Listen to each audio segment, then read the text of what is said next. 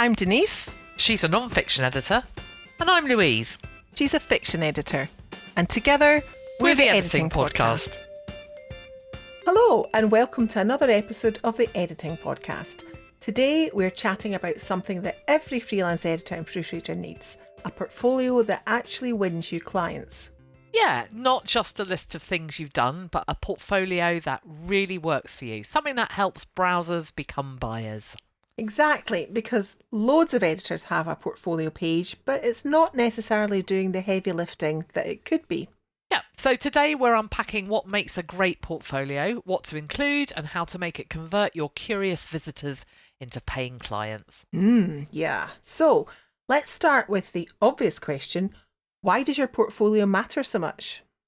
Yeah, so one way of thinking of it is it's your shop window. It's sometimes the first thing a potential client sees when they land on your website. Yeah, exactly. And if that shop window doesn't immediately show them that you're the right person for the job, they'll just scroll away. And we've talked about this before, how a great portfolio isn't just proof that you can edit, it's proof that you understand the kind of editing your clients need. Right, yeah, it builds trust and it shows credibility. And it can make the difference between someone clicking on your contact form or just closing the tab and moving away. Yeah. So should we talk about what separates a good portfolio from a great one? So we will assume that none of our colleagues have a bad one. I don't know anyway. Of course not. Yeah. So a good portfolio shows what you've done, but a great portfolio shows why that work matters and what the outcome was for your client and for you. Yeah, it's about storytelling, isn't it? Not just I edited this book, but I helped this author polish their debut novel, which went on to secure a publishing deal. That's not me quoting for myself, by the way. Just something like that. Yeah. Or it could be, I proofread this annual report to ensure clarity and consistency for a global audience. So it's those kinds of details that really help potential clients to picture how you can help them. And you don't need a long list. No. 3 or 4 well-chosen examples are plenty. Quality over quantity. Completely. Just make sure you get that the right way around. Yeah. Quality I nearly over didn't. quantity. You nearly didn't, yeah. and in reality, I have gone for quantity. But anyway, we'll talk about that in a more separate of that episode. Later. Yeah.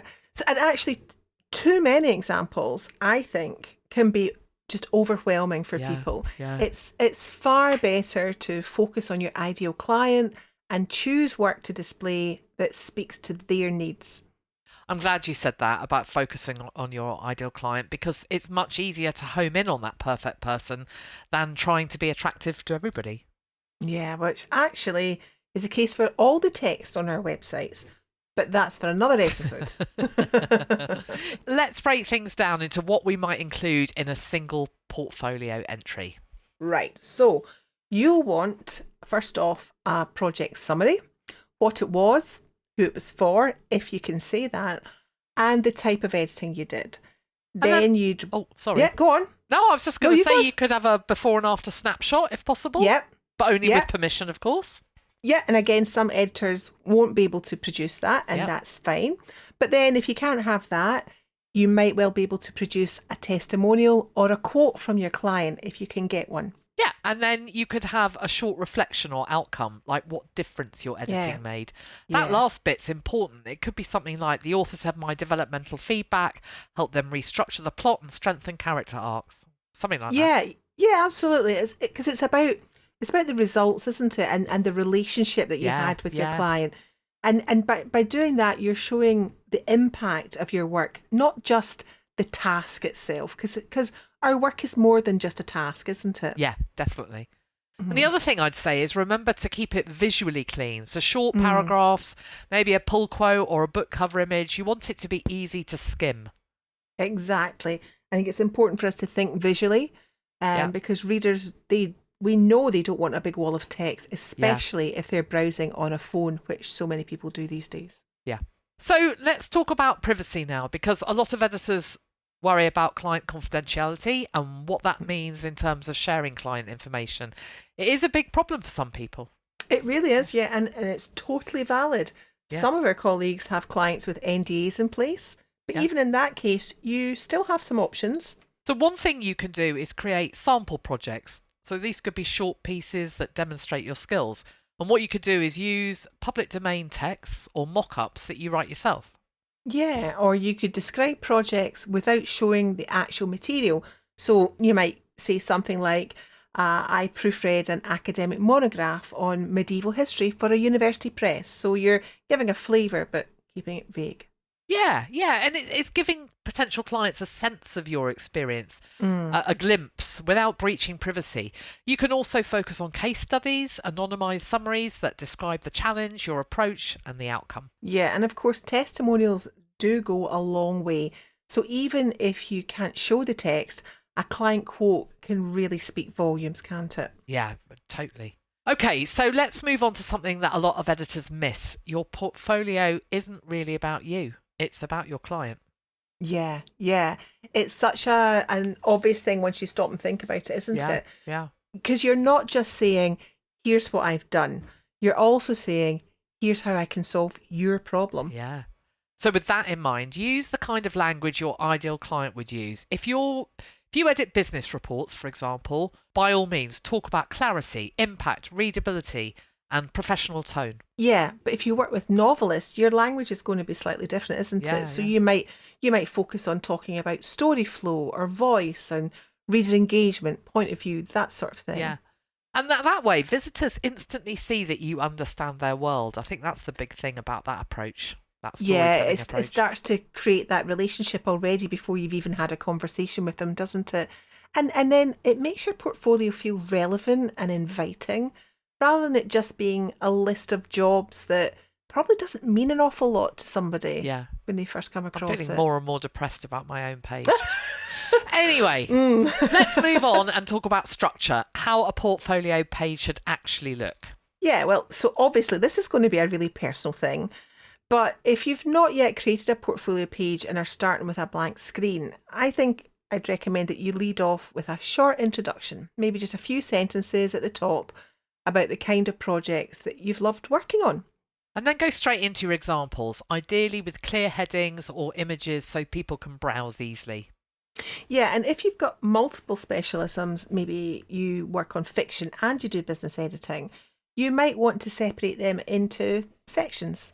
I love sections on web pages. It's such an easy way to separate large amounts of information into accessible chunks. Yeah. Then you could finish with a friendly call to action, something like, if you like what you see, let's talk about how I can help with your next project, or whatever works for your brand voice. Yeah, don't make them hunt for your contact link. Whatever you do, you need to be inviting them in. Definitely. Because it's that invitation that turns browsing into buying, which is where we started. Yeah. It is, isn't it? Yeah. So here's another tip. Keep your portfolio up to date. Yeah, it's not a set and forget page. Every few months, check what's still relevant and what can be improved. Yeah, so if your ideal clients or your services have evolved, update the examples to reflect that. Yeah, so you want your portfolio to showcase where you are now, not where you were 3 years ago. No, and it's easy to overlook these sort of things, isn't it? Yeah. And if you've taken on a new kind of work, say you've added sensitivity reading or developmental editing or something like that, add a case study or a testimonial to highlight that. Yeah, it doesn't need to be really long, does it? It can just be short and punchy, but, like you said that before, that invitation. Yeah. So let's go over a few common mistakes and keep our fingers crossed that we're not making these ourselves. And I'm already laughing because I am just making so many. Yeah, and I'm making no promises here either. Anyway, we can take our own advice. I'm going to go away after this podcast and have a look at my portfolio page. Yeah, I'm not even going to tell you what I'm going to do. Anyway, so number one, make sure you're not making it all about you. So I think this is our instinct, is to tell people everything about us, what we can do and what our skills are and what we're good at. But we really need to be focusing on what the clients that we've worked with have gained, not just what we did for them. Yeah. Number two, watch out for too much jargon. Remember, your clients might not know what mechanical editing means, even though that's what they need. Yeah, and this is such an issue, isn't it, with us? Yeah, that and, tangled terminology. There's just no clear cut, agreed thing. So you have to be clear about what works for you. Yeah. Number three, check for clutter. Please don't overload the page with every project you've ever done, Harnby. Choose strategically. I really need to look at that. Moving on swiftly. Finally, number 4, make sure it's really easy to get in touch. You want that contact button uber easy to find. Yeah, exactly. You want to make it as smooth and as frictionless as possible for people to take that next step. Yeah. So to wrap up, your portfolio is one of your most powerful marketing tools. And it's not just proof of your skills, it's also a story about how you help people succeed.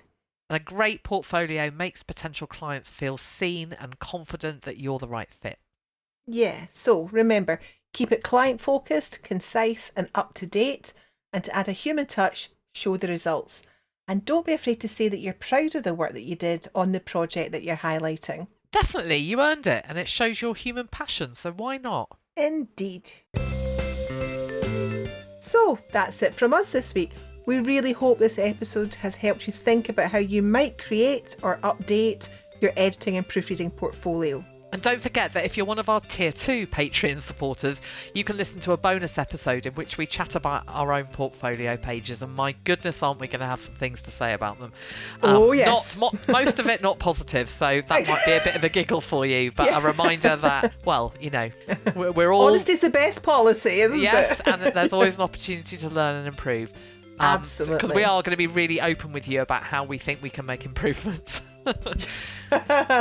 Yes, so thank you so much for supporting us by listening.